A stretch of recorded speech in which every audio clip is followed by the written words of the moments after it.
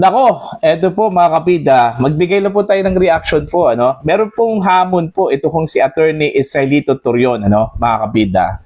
Dito ho kay dating Senador Antonio Trillanes IV, ano, at dating PNP Chief General Nicolas Torre III, ano, mga kabida.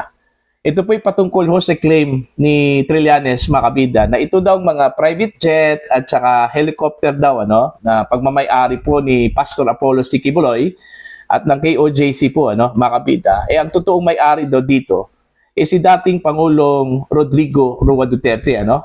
Ang pinagbatayan po, mga kabida, ni Trillanes po, mas madalas pa raw na ginagamit po ni Digong, ano, ito hong chopper, mga kabida, kaysa totoong may-ari na si Pastor Quiboloy.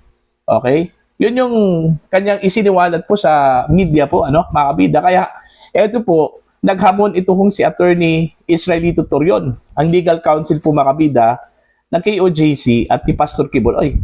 Kapag mapatunayan daw, mga kabida, ni Trillanes na yung jet at saka yung helicopter na pagmamayari ng KOJC at ni Pastor, talagang ang may-ari po dito is si Digong, ibibigay daw sa kanila, okay, yung jet at saka helicopter, sa kanila na daw yun, mga kabida. Pero kapag mabigo po itong si Trillanes at saka si Torre na isubstantiate yung kanilang claim, mga kabida, no? Okay?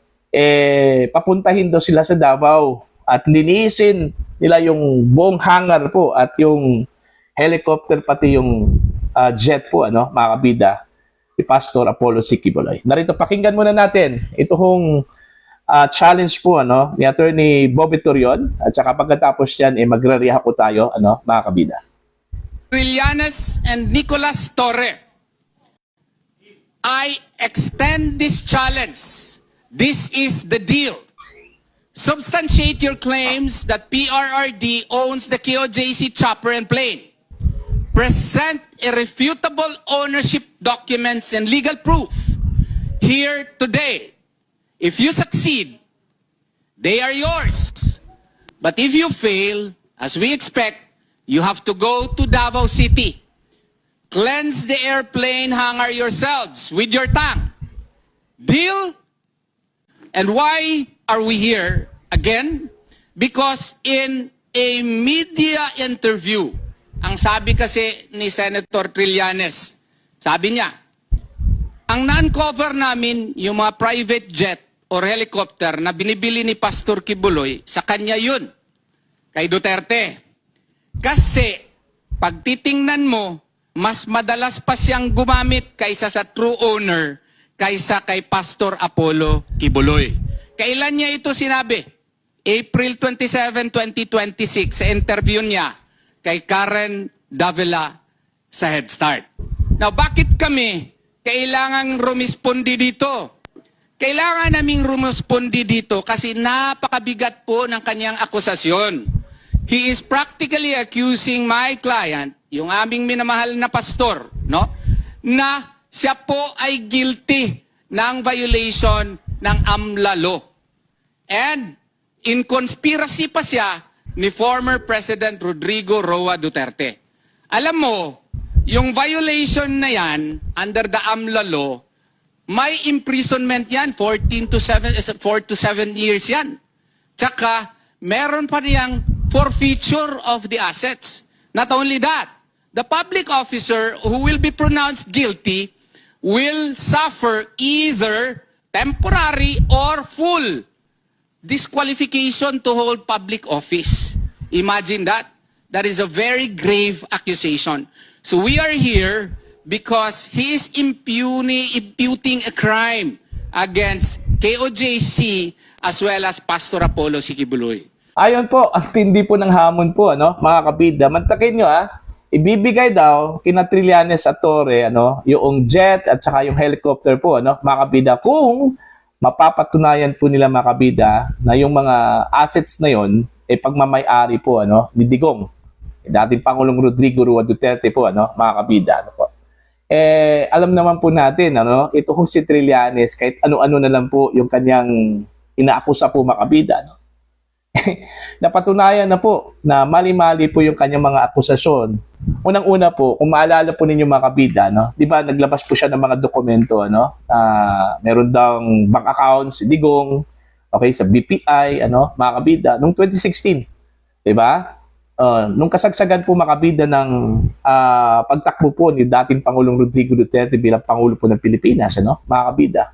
'Di ba? Yun yung kanyang bala po, ano, kay Digong, mga kabida, ano po. Meron daw siyang billions of pesos po doon sa kanyang account, ano, mga kabida. Pero pinasinungalingan po 'yon, ano, mismo ng BPI at ng isang opisyal po ng BPI po, ano, mga kabida, na hindi po nanggaling sa kanila yung dokumento na hawak po ni Trillanes. In fact, kinwestiyon po mga kabida, no, ng naturang opisyal, yung hawak na dokumento po ni Trillanes, ano, mga kabida. Doon pa lang wala, sumemplang na po ito si Trillanes, ano. Dito ho sa kanyang iprinisenta po mga kabida sa House Committee on Justice, may mga figures siya, no, na ipinakita, yung cheque, manager's checks daw mga kabida, no. Sumemplang din. Okay, may mga dates doon, mga kabida, na hindi ho nagtugma. Okay? Oo. Yung numbers, okay? Yung numbers po ng check, hindi ho nagtugma, ano, mga kabida. 'Di ba? So doon pa lang wala na eh. Sumimplang na po. Mali na po, ano, mga kabida. Tapos sabi po ng mga kongresista doon na parang gospel truth na raw yung isiniwalat po ni Trillanes, ano, mga kabida. Okay, yung kanyang mga iprinisentang bank records daw, mga kabida, na mga Duterte, parang totoo yun. Okay? Undisputable, mga kabida, no? Sabi po ng ilang mga kongresista po doon na pro Sara Duterte impeachment po, ano, mga kabida. Diba? So, hanggang ngayon, paniniwalaan pa ba natin si Trillanes, ano, mga kabida? Ako, sigurado po ako, hindi ho kayang isubstantiate po, ano, ni dating Senador Trillanes yung kanyang claim. Okay? Kasi po, malinaw po mga kabida, no, sa mga dokumento, okay, yung helicopter at saka yung jet, ipagmamayari po ng KOJC yun. Hindi ho kay Digong, mga kabida. Diba? During the interview, okay, lately po, na kung saan isiniwalat po ni Trillanes na si dating Pangulong Duterte daw yung may-ari doon ho sa mga jet at saka helicopter, no, ni Kibuloy. Wala man lang siyang ipinakitang dokumento po doon, ano? Para lang po patunayan, makabida, na talagang si Digong yung may-ari po, ano? Makabida. Puro lang po claim. Puro claim lang talaga yan, ano? Makabida, media hype. Okay?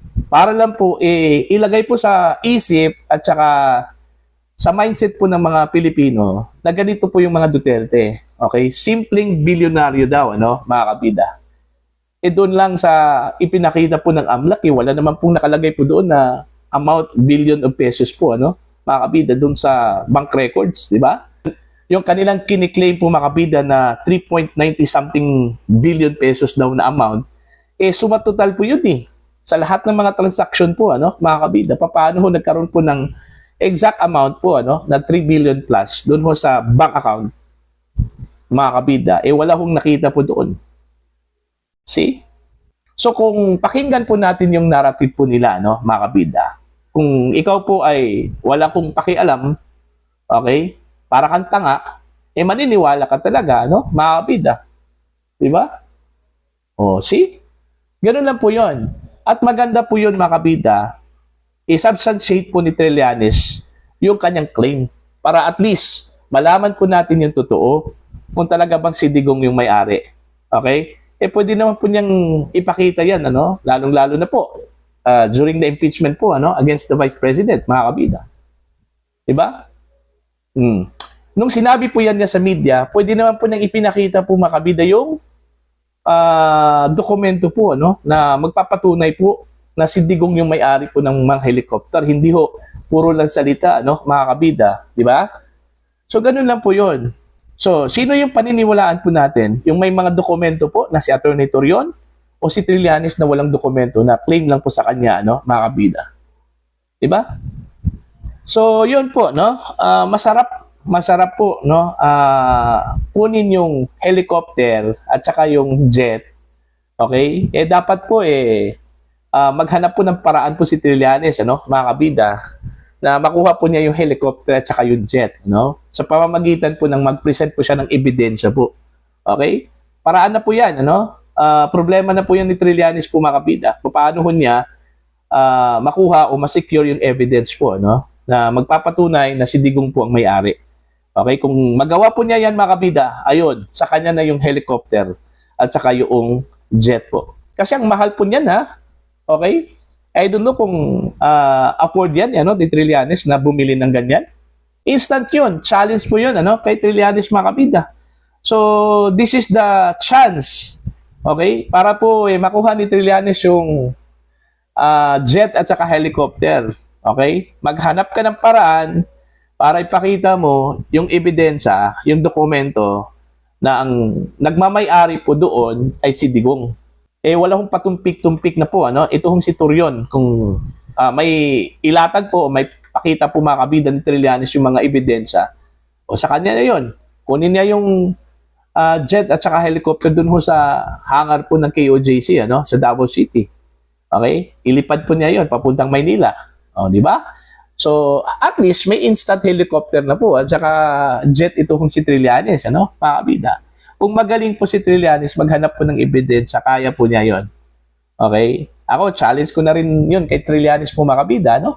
Para magkaroon po siya ng helicopter at saka ng jet. Okay? Ipakita niya kay Attorney Torion at sa KOJC po, ano, mga kabida, yung mga dokumento na nagpapatunay na si Digong po ang may-ari ng naturang mga units, ano, mga kabida. Para ho sa inyong opinion at pananaw po, ano, naniniwala ho ba kayo dito ho kay Trillanes, mga kabida? Okay, yung akusasyon po niya na kay Digong yung mga helicopter at saka jet, ano, na sinasabi hong pagmamay-ari po ng KOJC at saka ni Pastor Kibuloy, ano, mga kabida, please comment down.